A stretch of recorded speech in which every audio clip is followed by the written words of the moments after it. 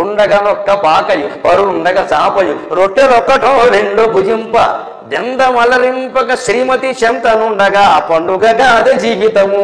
నీ భార్య నిన్ను ప్రేమిస్తుందా? నీ భర్త నిన్ను ప్రేమిస్తున్నాడా? అమ్మా, నీ కోసం నేను ఉన్నానయ్యా అని భార్య ఇలా చేతిలో చేయి వేస్తే ఆ మగాడు ఎంత అదృష్టవంతుడు, శ్రీ మహావిష్ణువు కదా. నీకేమిటి భయం నేనుండగా అని భుజం మీద భార్య భుజం మీద చేయి వేస్తే ఆ స్త్రీ లక్ష్మీదేవి కదా. సంసారం అలా ఉందా లేదో చూసుకోవాలి. కానీ మా అక్కకి పెద్ద అపార్ట్మెంట్ ఉందో మనకు లేదు, ఇది గొడవ ఇక్కడ. ఈ పోలికి ఎందుకు? వాళ్ళకి ఇంత డబ్బు ఉంది, మనకి లేదు. వాళ్ళకి సొంత కారు ఉంది, మనకి లేదు.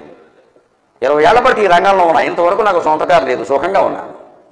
నాకు కారు ఉంటే శర్మగారు కారు ఎందుకు పంపిస్తారు? నేను వేసుకురావాలి. నా పోటీ వృత్తిలో ఉన్నవాడికి సొంత కారు ఉండకూడదు, నీకు ఉండలేదు, ఎప్పటికి పోలేదు. చాలామంది మమ్మల్ని ఆక్షేపిస్తారు. ముఖ్యంగా పాపం నేను ఉన్నమాట చెప్పాను, నన్నే కూడా ఉండండి నాదేనా పాపం వెళ్ళాలని అంటానండి. మీ కారు లేదు, ఏదో కారు లేనట్టే. కారు లేకపోతే ఎంత బాధో, కారు లేకపోతే మీ కారు లేదా. చివరికి మా అబ్బాయికి పిల్లల్ని ఇచ్చేటప్పుడు కూడా కారు లేదా అని అడిగారు. ఉండదు, రేగెత్తి మీద రాదు పోని చెప్పాను.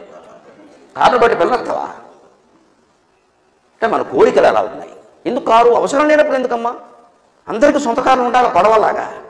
అది ఆ కారు కూడా మామూలు ఇన్నోవా ఏముండే అబ్బాయి మామూలు సరిపోకుండా ఎవరికి అంటే అప్పుల పాలు అయిపోవాలి సంసారం. ఇంతకన్నా సుఖంగా బతకలేము. ఆ పాప వేసేస్తే నీకు ఉండడానికి ఒక పాత ఉంది, పడుకోవడానికి ఒక చాప ఉంది. ముఖ్యంగా నీ భార్య నిన్ను ప్రేమిస్తుందా లేదా, నీ భర్త నిన్ను అది ముఖ్యం. 2 రొట్టెలు దీన్ని పప్పు వేసుకుని దీన్ని పడుకుని చాపనే సుఖంగా మెడ చుట్టూ చేసుకుని హాయిగా పడుకోండి, నిద్ర పడుతుంది. దెందమలరింపక శ్రీమతి చెంతనుండగా పండుగ గాదే జీవితం భ్రష్ట నికృష్టల కొలువు చేయుటలు దండుగ గాదే. జీవికి స్వతంత్రత మించిన స్వేచ్ఛ ఉన్నది, స్వతంత్రత మించిన సౌఖ్యం ఉన్నది. స్వాతంత్రోద్యమం సమయంలో పద్యం రాశాడు మహానుభావుడైన. నిరాడంబరంగా బతకడం చాలా గొప్ప విషయం అండి. Simple living and high thinking. మన ఆలోచన ఉన్నతంగా ఉండాలి, మన జీవితం సాధారణంగా ఉండాలి.